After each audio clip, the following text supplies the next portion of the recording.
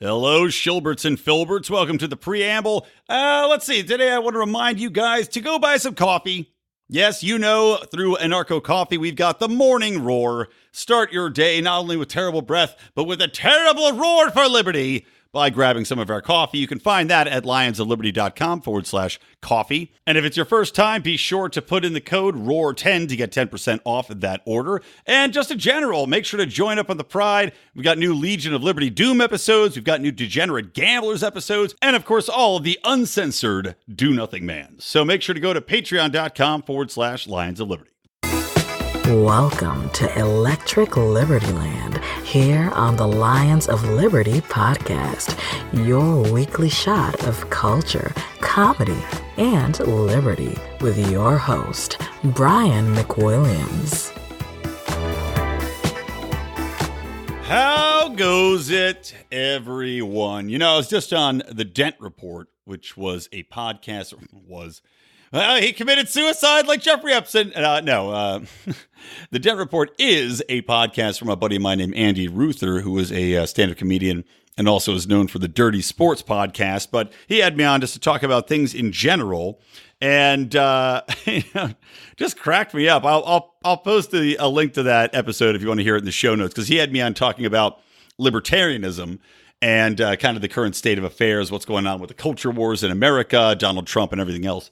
But just cracks me up. Every episode, he starts the same way. He goes, "Welcome." This goofy voice. And, honestly, I'm jealous. I wish I had something like that to start this show rather than just yelling at you. People out there to join the Pride. But, I guess we've all got to have our thing. Staying on brand here. Being tired. Being half drunk and tired. That's my brand. But at least I'm not so tired that I fell asleep hanging from a weak bed sheet, leaning forward with that noose around my neck for support as I drifted off into Lady Sleep's gentle arms, the gentle caress of the Queen of the Night, because that's apparently what Jeffrey Epstein did. And it's interesting. I had a little event at my house this past weekend. I had some people over, a little barbecue action, played a little beer pong, which sadly I did not win the tournament. But I did make a lot of money playing cash games because I am fantastic at beer pong. So, but I was talking to a bunch of people were there, including Jason Stapleton came by. And little do most of you know, Jason Stapleton actually, well, if you listen to his show, maybe he talks about this. I haven't listened to his most recent episode. Which actually I was supposed to go on this Monday, and I could not because I had to do a strenuous effort for a launch of a new event for a client of mine. But he probably told you this if you did listen in. But he, at one point in time, was in fact a prison guard, which I thought was fascinating. And very briefly, obviously, because who would want to do that job for very long, except these cronyist union members who get the cushy pension. But of course, Stapleton's not one to stay in that biz. He's got more lucrative things to get into. But he told me that it is possible to commit suicide in these even when you're on suicide watch, it's still possible if you're really motivated to do it, which I believe him. And he said the way that most people do it. Because you're thinking about suicide and you go, okay, how is this guy who's like 200 pounds, right? He's like 6 foot tall. How is he going to hang himself? Kind of like Anthony Bourdain and all these other people like, Chris Cornell, I think was the same way. They ended up hanging themselves from like doorknobs. I know Anthony Bourdain hung himself from a doorknob, and Anthony Bourdain was like 6'5". How can you hang yourself from a doorknob at 6'5"? But where there's a will or a murder, there's a way. And apparently a lot of these guys will lean forward, choke themselves, right, until the point where they pass out. And then I guess at that point, you're low enough to the ground, you pass out, and the noose continues to tighten around your neck made by the bedsheet, and you can, in fact, die. So that is the theory which can be floated out there. Now, and I'm not saying Jason believes this theory, by the way. So I was talking to him about this as well. But that is the theory on which several prisoners killed themselves. Some like 90% of prisoners do kill themselves by hanging. So it's not that unorthodox to believe it. However, I do not believe it. I don't believe that he was sleepy. I don't believe that he was suicidal. Apparently, according to his lawyers, Jeffrey Epstein was in high spirits. And actually, before I get to it for the episode, I hope you're in high spirits for this Electric Libertyland episode number 137. Meaning you can find all of the show notes at lionsofliberty.com/ELL137. But yeah, Epstein. So apparently his lawyers had said they talked to him. He was in high spirits. Yeah, other people around the facility said that he was talking. Nothing. There was no indication that he seemed as though he was going to kill himself at any point. Talking to the lawyers as though they're going to move forward, keep defending the case. Obviously he was taken he was put on suicide watch initially a few weeks ago. They say he tried to kill himself. They say they found him with marks around his neck. Now, what's interesting to note is that this was neither confirmed nor denied by Epstein himself. He never said, yes, I tried to kill myself. He never said, no, I was attacked by somebody who tried to choke me out. As far as I can find, and I just looked and I couldn't find shit about it. And isn't that something you would think people would know about? I mean, we seem to have a lot of details about the intricacies of what happened, the whole timeline of things that went on. Reportedly, they find the guy. They report him for psychological evaluation. They put him on suicide watch, but yet nobody asks, nobody says, hey, Jeffrey, were you choked out? Were you trying to kill yourself? Was there somebody here attacking you? We can't get to the bottom of this? He's just what? He's mum?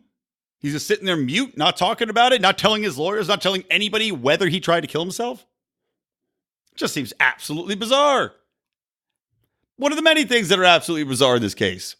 So they put him on suicide watch, right? A couple weeks later, they take him off, put him in a cell, I guess, with a large, muscle-bound former New York police officer who has been accused of murder. Because remember, he is currently in what they call the MCC, and that's the Metropolitan Correctional Center, which is a pre-trial facility. So, you're just waiting trial. You're in this facility with other prisoners. So he had this roommate a day before he kills himself the second time. Well, attempts suicide, I'd say the second time successfully, if we're to believe that. They take this other prisoner out of the cell because he wasn't in solitary. He had a roommate until about a day before this attempt. So they removed this guy, no rhyme or reason about it.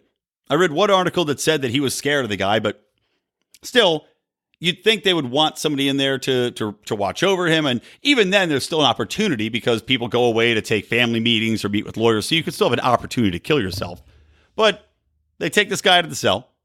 And even though he's not on suicide watch anymore, which is something to remember, they're still supposed to check on him every 30 minutes. They do not. They abdicate their responsibility. And what ends up happening is that they hear some sort of, apparently the next door neighbor's prisoner cell, he heard nothing. Not even choking sounds, which again, you would think you'd hear some sort of choking sounds if a man is hanging himself, some sort of dangling body noises, some sort of shaking, shuddering of the body as you go unconscious. Apparently none of that happened. And then, the guy says, okay, they run in, they hear, breathe, Epstein, breathe, as they try to resuscitate him. But these guards didn't come in to check on him until after the fact. And they're blaming it on the fact that they say that this facility is just run down, that all the guards are working overtime, that some people are sleeping in their cars, if the Daily Beast is to be believed. Now, they did this article by Michael Daly, which I'll link to again in the show notes. And they paint this. It's just so funny. It's the Daily Beast, man. God, they're just so ridiculous. But they paint this as like a real crisis in this facility because obviously the unions had said that they needed more help. These fucking cronyist unions. The guy who's running says, "Oh, well, I've asked for more help, and they just won't give it. Nothing changes here." Meanwhile, nobody's quitting. Nobody's going on strike in these facilities. And why? Because they have cushy pensions to fall back on. I mean, this is a federal facility. These guys are probably going to get to retire at 55, like all these correctional facility officers do. So give me a break. Cry me a river. Turns out this is a federal facility that's run like shit. It's broken down. There's mold. There's water. There's people not doing their goddamn jobs constantly. And maybe they are understaffed. I don't know. But I don't believe that the government doesn't have enough money to staff it, considering that we have the highest deficit we've ever had, considering that we have the highest annual budget that we've ever had. Seems like there's plenty of money for many other things. And considering this is a exceptionally high-profile case, like, who else is in your prison that's more high-profile than Jeffrey fucking Epstein? You don't think maybe you could say, hey, guys, I want to make sure you have a special eye kept on this gentleman? Because he is a suicide risk, as we know. Not only that, he is clearly at risk to be murdered. The fact that he's a pedophile and pedophiles get murdered in prison constantly. Oh, yeah. And there's that whole thing about how every one of the elite that has been into his island wants him dead, which has to number in the thousands, including, of course, Bill and Hillary Clinton. Bill Clinton logged 27 times on the Lolita Express, Jeffrey Epstein's pedophile-filled airplane where they would prey on young girls in the air. And I don't even know who else. It's like Alan Dershowitz, Kevin Spacey, and Prince Andrew from the UK. The list goes on and on. So to say that this is some sort of really just a tragic letdown by a single president, and that's why this happened, as the Daily Beast is arguing, is just ridiculous. This is the federal government writ large. They can never accomplish anything except seemingly murdering people across the world, which have no impact on us other than for the sake of blowback. But clearly, they're not going to be able to run their prison competently. I guarantee you, if this was a private prison and they had a high-profile case like Jeffrey Epstein, they'd be able to take care of it. Not to go out of my way to defend private prisons, by the way, or any prisons, by the way. But I just laugh at them trying to try to defend this place as though it's not the people working there's fault that this man is dead. It is clearly their fault. It's going to be interesting to see what Attorney General Barr wants to do about it, going after them. But anyway, I don't want to talk too long about this because we're going to have Larry Levine, I can't remember how he says his name. Anyway, fantastic, hilarious guest that John Odermatt has had on several times on Felony Friday. Guy, of course, spent a lot of time in the prison system to the point where they truly despised him because he kept getting transferred around. He got the ups on a lot of the prison staff. So he's going to have an interesting take on it. But he's going to be coming on Felony Friday.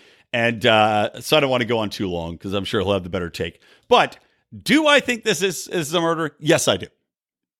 I mean, again, so many people have so much to lose, and there is so much money there that there's no object in paying people off. How many people do you need to pay off for this facility? Every one of them? Okay, these guys are complaining about working overtime and, we don't have enough staff and whatever else. How hard is it then if you have disgruntled employees to say, look, man, everybody, here's my PayPal address, Bill Clinton. Yeah, everybody, here's my PayPal. Just go ahead and send me and a hill dog about $10,000 each, and we're going to make this Epstein character disappear. He plays the saxophone off. It's easy. Are you fucking kidding me? It's not hard to get drugs into prisons. It's not hard to get weapons into prison. It's not hard to get any number of things into prison as long as you want to get them in there because you've got any number of corrupt guards that are willing to play ball to make themselves richer. Why would you think it's any different when you've got a high-profile pedophile in there where people will probably pay a couple $1 million to bump off? Now, it's not a definitive thing that the man was killed, but again, it's in a long, long line of people the Clintons are associated with that happen to turn up dead.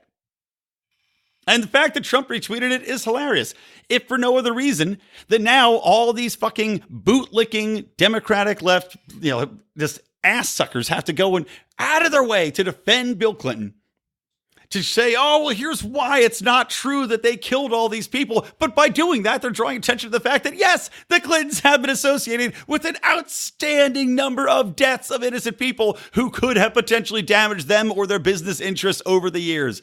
A shocking number of people have died in private plane crashes, by the way. Like, half the people they know seem to have died in private plane crashes. It's truly magnificent.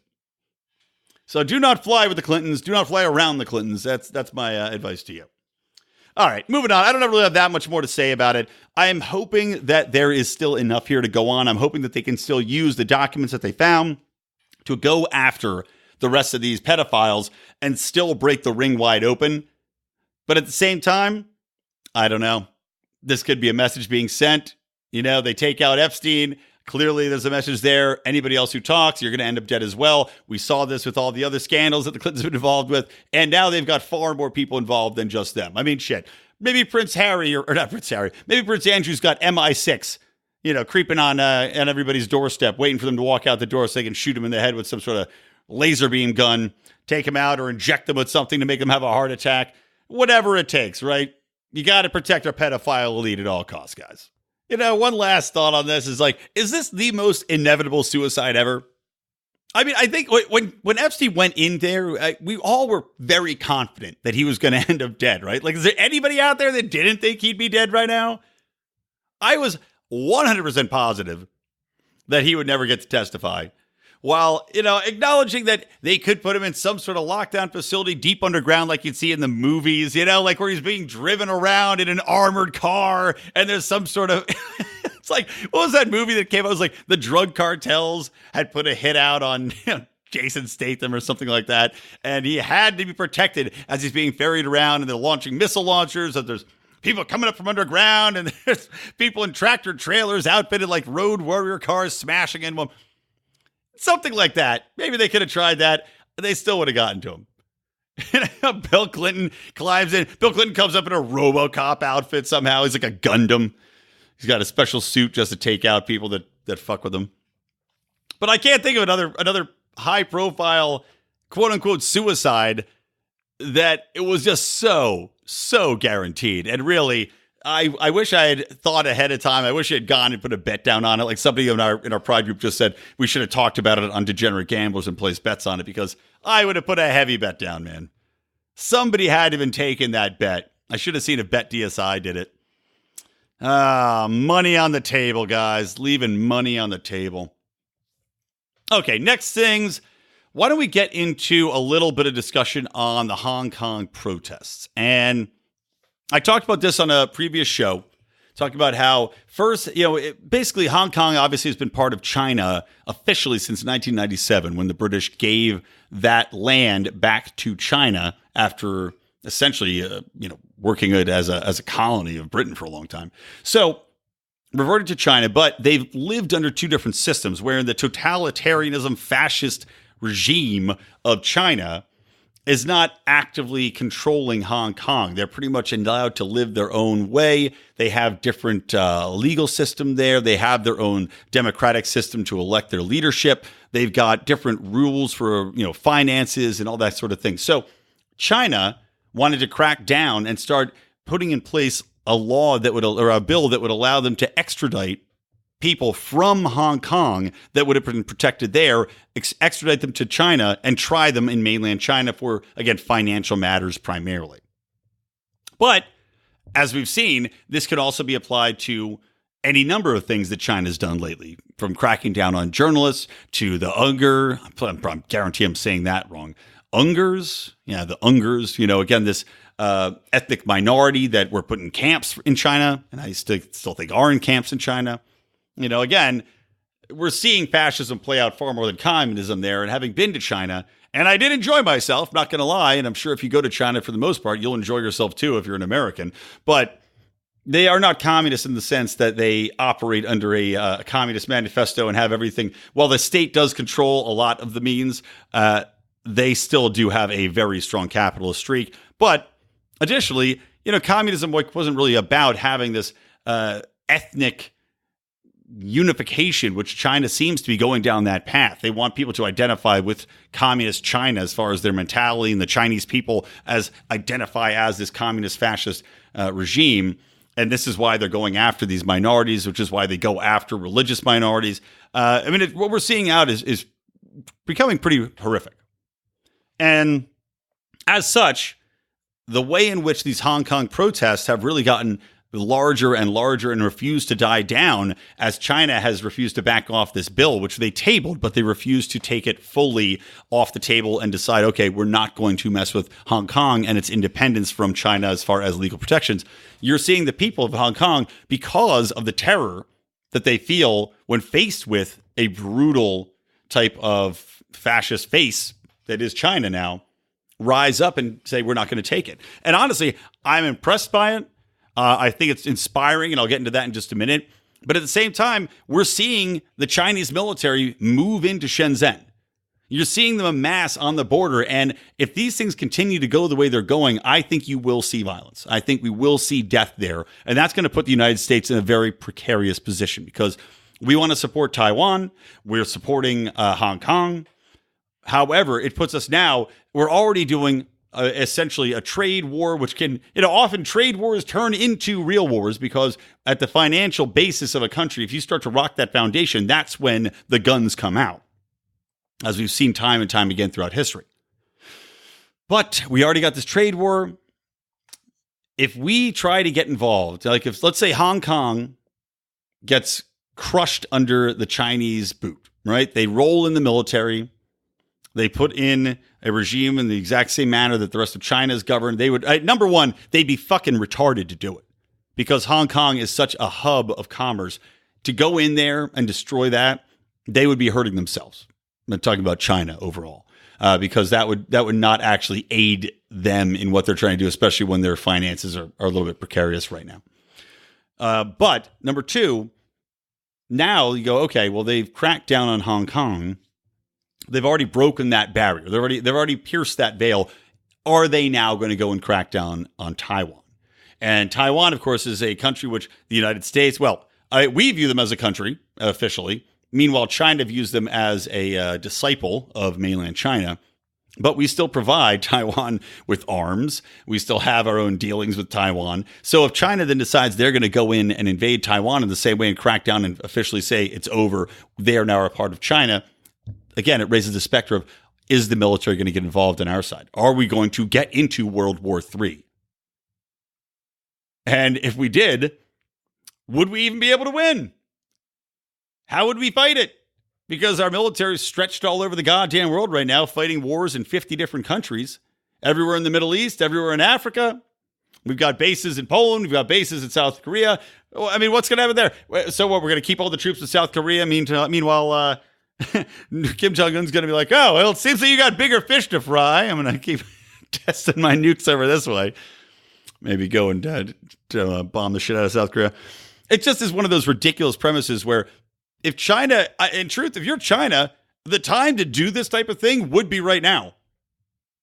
I mean, America's scrambling. We've extended ourselves way too far. We've already got a mountain of debt. We've got a military which is somehow overextended while still having the biggest supporting budget that it's ever had in the history of the country. And you also have our main tool for getting our planes and our troops and everything around, these aircraft carriers. They are virtually worthless now because of hypersonic missiles the Chinese have developed. So we could send through the aircraft carriers, and the U.S. had done this in the past to chase people away. I can't remember exactly where we sent them, but to make our presence felt in the Pacific there, we sent these aircraft carriers. China backed off because at the time they didn't have anything that could compete. Their military was nowhere near the size, and it still isn't, of ours. But in the face of an aircraft carrier and all this military might and all this air power, they backed down. Now, they're just targets. They're just targets in the water. So if push comes to shove, China just blows the shit out of aircraft carriers, which are just these kind of antiquated behemoths at this point in time in the way that warfare is going to be fought. And they just go, hey, go kick rocks. You want to come invade us? Okay. Do you want to have a nuclear war? Okay. What are we going to do? Nothing. Anywho. So I really don't know how this is going to play out. Things can get very bad very quickly. Like I said, I'm hoping that the economic virtues of Hong Kong are going to win out in the end as far as China goes. But who knows what's going through the heads of the dictator over there. And he is de facto dictator now. Jinping, he is, extending his presidency. Kind of like what people are afraid Trump's going to do here, he has already done in China. So, he is just the new Mao. Anywho. The things, though, that I look at with Hong Kong and you take away and you look at what's going on here is, you're seeing these people out protesting because they want their rights, they want their freedoms, they don't want to be infringed upon. They don't want to have their religion threatened. They don't want to have their freedom financially threatened. They don't want to have their freedom of movement threatened. They want Second Amendment rights. There's people in the protests, like Chris Osborne, one of our Pride members, had tweeted at us, he tagged us on Instagram with some of the signs there, and it says, I want the Second Amendment. Or wish we had the Second Amendment, because these protesters realize that you can't have this sort of armed operation just roll in and then what are you going to do? Well, now your country's screwed, because if you have an armed populace, despite what people want to argue here that there's no need for assault weapons and that they shouldn't be allowed to the general population, you don't have a military capable of simply taking over a country by rolling in there. We've seen this time and time again in just the way the United States' military interventions have played out. Afghanistan. Oh, look at that. We lost that war. This little country full of goat farmers with AK-47s, well, rolled in there, overthrew their leadership, but turns out the leadership at the top isn't all it's about. Because when you have an armed populace that's pissed off, they know the lay of the land better than you do. You can't search every house all the time, and all it does is create more people that are fighting back if you do. Well, you're going to lose that war. And we have lost that war, and we're in talks right now to get the fuck out of there, finally. Look at Vietnam. There's another example. Look at Iraq. Look at any of the past wars of the past 40 years, pretty much. Every single place we've been. It's just not possible to win when you have an armed population that is willing to fight back. And the the Hong Kong natives know that. The Hong Kongians, I don't even know what they call themselves. But they acknowledge that. They realize that they would have a fight on their hands were they armed. The Chinese military wouldn't feel so confident rolling in there and dictating how things are going to be because they don't want to take their own losses. They don't want to have a whole humanitarian crisis on their hands, wherein now they march in there. There may be bloodshed. There may be another Tiananmen Square incident. But the majority of the population there, without guns, without being armed, is not going to simply lay their lives down because they have too much to lose, especially in a civilization like Hong Kong has, where people are living well. They want to protect their freedom, but they're not going to simply be cannon fodder to do it. And you see, ongoing right now, these people are singing, literally, they're singing the national anthem over there. They're singing the American national anthem in the streets of Hong Kong because they envy the system we have, the liberties we have, the protections they think we have from our own government, the fact that we're armed. And yet we see people here at home bending over backwards to say how shitty this country is, how we need to get rid of all the protections that we've been assured to protect ourselves against the government for exactly reasons like we are seeing play out here. And you've got all these nanny state socialist pieces of shit on the left saying, oh, no, we need to have a bigger government. We need to have more government power. The government has to run your health care. The government has to oversee your mental health. They have to dictate who and who can't have a gun. They have to be able to see your social media posts. They have to see what you're visiting at all times. They have to see all your interactions. I mean, this is ridiculous. Do people not see what happens? They don't see the writing on the wall. They not see what happened in Spain? The Basque region in Spain, when those people were getting mowed down by the cops, they're getting kicked in the street, they're getting shot. You do see what happens any of these places? You don't see what's happening in Venezuela where people are getting beaten and shot in the streets because they don't have any guns to defend themselves against this socialist regime. But yet they continue to want to erode our freedoms under the guise of safety. That's the biggest fucking irony. You want to be more safe, so you want to erode any chance you have of maintaining your freedom and your liberty and your safety in the long run. It's just like this short-sighted gain. It's like a fat kid at a sundae bar who wants that extra cherry on top, even though it's going to give him a fucking heart attack, and he's going to keel over on the floor and crack some tiles. And the funny thing is, all these leftists are going to cry and say, oh my God, those poor people, and not realize that we are going to be those people.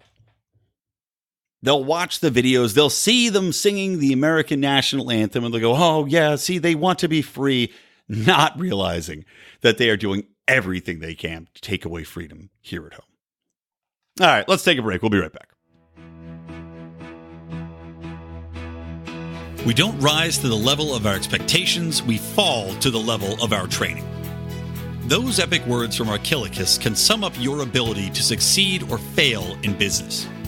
I want to recommend Conversation Mat Time to our listeners as a way to hone your one-on-one conversation skills in a role-playing session that can help take you to the next level. During 25-minute sessions, you'll work through the best way to approach that raise, that interview, or that relationship with a practiced professional that will provide the confidence and experience you need to get paid what you're worth or take that interpersonal risk you've never been able to conquer. Just like in jiu-jitsu, the difference between a novice and a black belt is mat time. Train to win. Visit conversationmattime.com and take advantage of a free 15-minute consultation just for listeners of this show. All right, we are back with Electric Libertyland, episode number 137. Of course, you can go and find all the show notes at lionsofliberty.com/ELL137. Coming back in here, a couple random thoughts. Trump is going to restrict immigration based on the use of public benefits. And of course, that has resulted in apoplectic fits by every member of the left, calling Trump a racist and an immigrant hater and everything else, despite the fact that it does seem that this is a fairly logical step forward. And if you don't know this story, let me explain it real quick. I'll just put it in a nutshell for you. Essentially, what Trump is saying that they want to look at immigrants that are here, legal immigrants, mind you, that are here, but that have predominantly been relying on the welfare state. So they are getting Medicare, Medicaid, they're getting food stamps, they're getting services that are, of course, paid for by taxpayers. And he's saying that they want to judge whether or not you should be able to get a green card to remain here permanently based upon usage of those services. Now, I, of course, support this.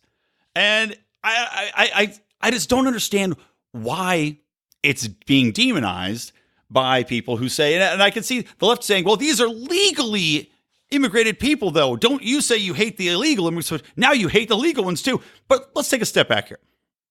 If we're evaluating people, and the U.S. should evaluate people on whether or not they should stay here, because essentially we want people who are going to be contributing to society. Isn't that right? Isn't that the idea behind it?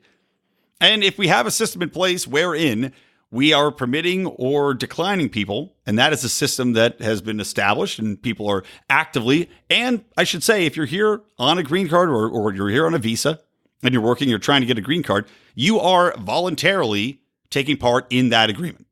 All right? We can all agree on that, even in our autistic libertarian senses. So you volunteered to play into the system. I don't think that it's unreasonable for the system that you're voluntarily taking part in, and which has, have agreed to let judge whether or not you should be allowed to stay in a country. I don't think it's ridiculous to say that, we want to make sure that you're going to be contributing and you're not just a net drain on the society. And while it might seem cruel, and they're saying, oh, well, you're going to take away services that these people have, and, blah, blah, blah. Look, are we existing to simply be a cash cow or a provider of services for the most poor, for the most downtrodden of society? Is that a fair presumption for people to make? I mean, for people that are working hard, for people that are busting their asses, that are successful, that are trying to make ends meet and are not taking out of the system over and over again, is that fair to them? And I know the left will say, well, we're trying to tax the rich. We're not going after the people that are barely getting by. But what the basic economics people don't seem to understand, and I've said this time and time again, what drives me insane about anything in regards to federal policy, about minimum wage laws, anything about, and this is why taxes drive me so goddamn fucking crazy too, is the left wants to impose these standards on payment or standards on tax rates, and no, we're going to tax you at this point because you're wealthy. Okay, I'm wealthy compared to who? In Los Angeles, I am not wealthy. I have a house. I get paid what you would say, if you compared it to other parts of the country, you might say that I am a wealthy man comparatively. But I can tell you, for this market, I am not wealthy. For this market, it is still not an easy life where I just don't have to worry about money ever. Trust me, I fucking wake up at night thinking about goddamn money a lot. It ain't easy to get by with the amount of bills I have, trying to forward my own life, trying to set a life up for my fucking daughter forthcoming. Things are very expensive here. And the left doesn't seem to understand that your standard of living and the cost of living, these things even out. And to just simply impose this tax across the board or demand that people pay their employers or pay their employees a certain amount when you're in Poughkeepsie, Illinois, and it'll bankrupt your company doesn't make any goddamn sense. It might make them feel good to pat themselves on the back for it, but empirically and economically, it makes no sense whatsoever. And as such, it doesn't make sense to demand that people who may be making a decent wage, when you look at it from the outside in, it's some outsider that's trying to say, well, I want to feel good about myself, so you're going to pay extra money to support somebody that's not a net benefit to society and may never be. And that is the point of this. They're not saying they're going to kick you out right now, but they're saying if you are somebody that we're looking at it, you're not making ends meet, you're not doing X, Y, and Z, and you're not likely to in the future, well, then you're denied a green card. Look, you had your chance. Did you not? It's like if you go to college, you don't just expect to keep coming to class every day if you get fucking Fs, do you? No, you get kicked out. You fail. You go home now. You had your opportunity. You should have made the most of it. Now, look, that might be bad luck for you. That happens. Maybe you hit the hard rocks. Maybe things just didn't work out for you. Maybe the opportunities didn't fall your way, but you had your opportunity. And as we say, if you have an opportunity, the outcome isn't the guarantee here. The opportunity is the chance that you get. You failed. Now you go home. I'm sorry, but that to me doesn't seem that far out of the realm of responsibility. And yet Trump is getting absolutely destroyed over it. Fucking stupid. And again, really doesn't address the overall problem, by the way. That's what they'll say to the critics' point of view. Doesn't address the problems. America's got much larger problems, and it's not the legal immigrants that are here trying to get green cards. While I agree with this overall, it's like worrying about a hangnail when your fucking hand is rotting off. All right, other thing, Bernie Sanders, shocking sanity from Crazy Bernie. And this is in the wake of the shootings. Bernie Sanders said 99% of gun owners would never in a billion years commit a mass shooting. And, I'm just shocked to hear him say it. He went on Joe Rogan's podcast. I did not listen to the whole thing yet, or any of it, because honestly, I haven't been too damn busy to put 4 hours of my time into listening to it. But here's the quote. You're absolutely right. 99% of gun owners would never in a billion years think of doing these horrible things. And then he says, but at the moment we're living in, I think we're all going to have to make some concessions to the reality of what's going on. And that there's a small number of, call them whatever you want, depraved people who are prepared to do that. I wish I could say in the best of all possible worlds, yeah, you can own any weapon you want and so forth and such. We're not in the best of all possible worlds. We're living in a world where we're shocked every day by horror. And he says he doesn't have a magical solution to end mass shootings. Well, look, Bernie may be completely backwards retarded on economics, but this is a somewhat intelligent take. At least he acknowledges there's no magic solution here. There is no red flag law that's going to make this going away. And the red flag laws are an abortion anyway. It's an abortion of justice, it's an abortion of liberty. It's going to be taken advantage of to no end by the government, by your relationships. I've talked about this in the last episode. I'm not going to rehash it. But at least he acknowledges that, look, there's no solution to this that's easy. Psychos are going to be psychos. But what does bother me is that he says we have to make some concessions to the reality of what's going on. But the problem is, no concession you make is going to fix it. None of the background checks, none of not even the red flag laws are going to stop this.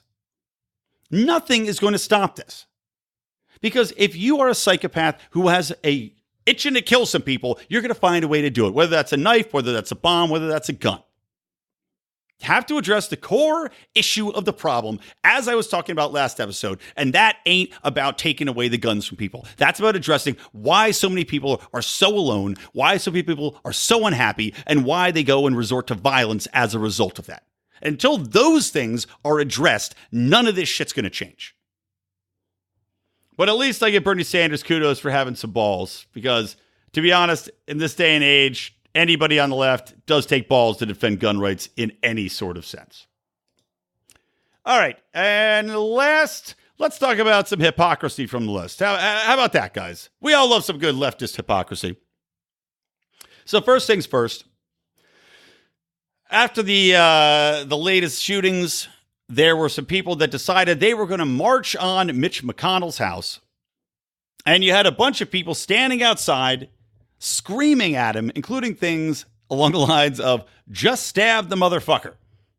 This is like a crazy lady's yelling at Mitch McConnell's house that she wants to stab him, that he should be dead. Let's just stab him, murder him, because he wants to support gun rights. Now, let's for a minute just take a step back and ignore the fact that psychopaths like this woman who want to stab other people for not agreeing with her are exactly why we need to have guns available to us to defend ourselves and our loved ones. And this woman seems to just be completely ignorant of the irony of everything that she's advocating by threatening death on a man in order to eliminate his ability to defend himself.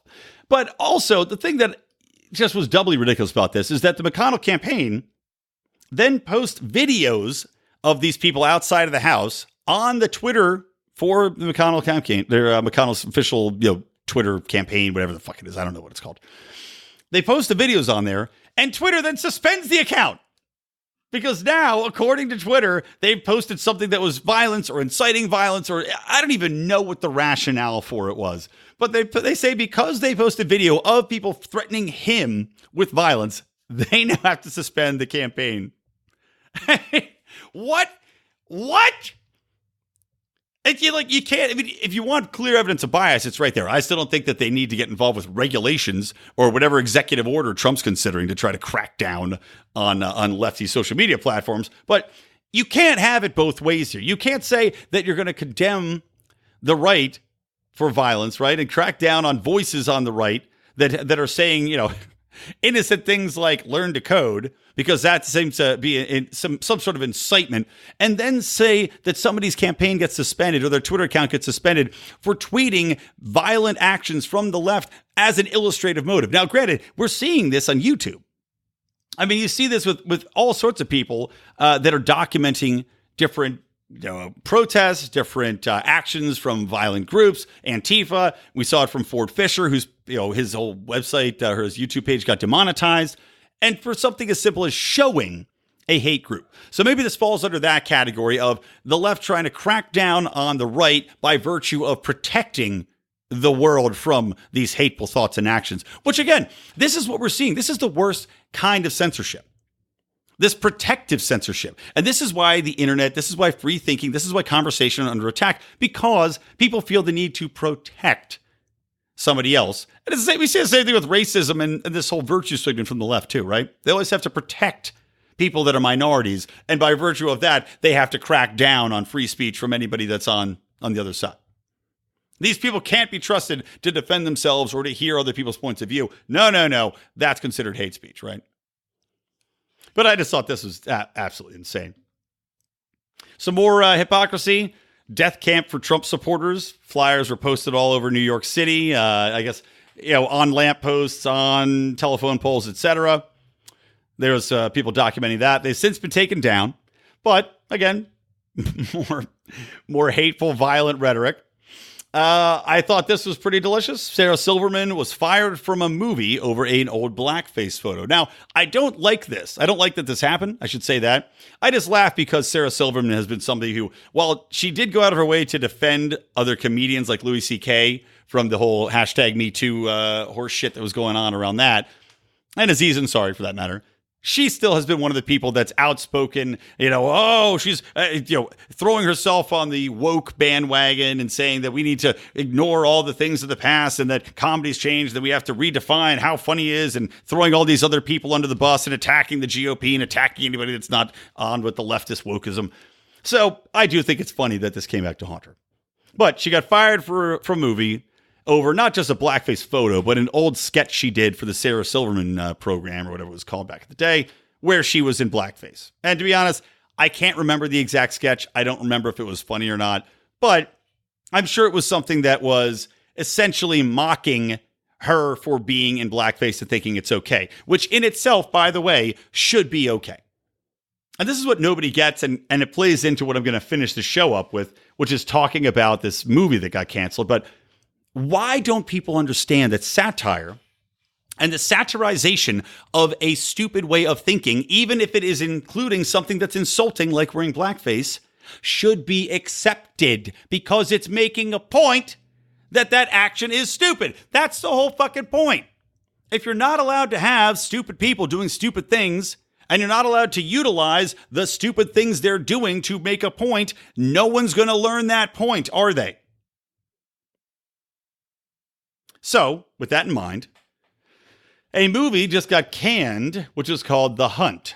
And The Hunt was being released by Universal Pictures, and it was done by Blumhouse Productions, which did the Purge movies. And essentially, the film involves and I'll link to the trailer in the show notes.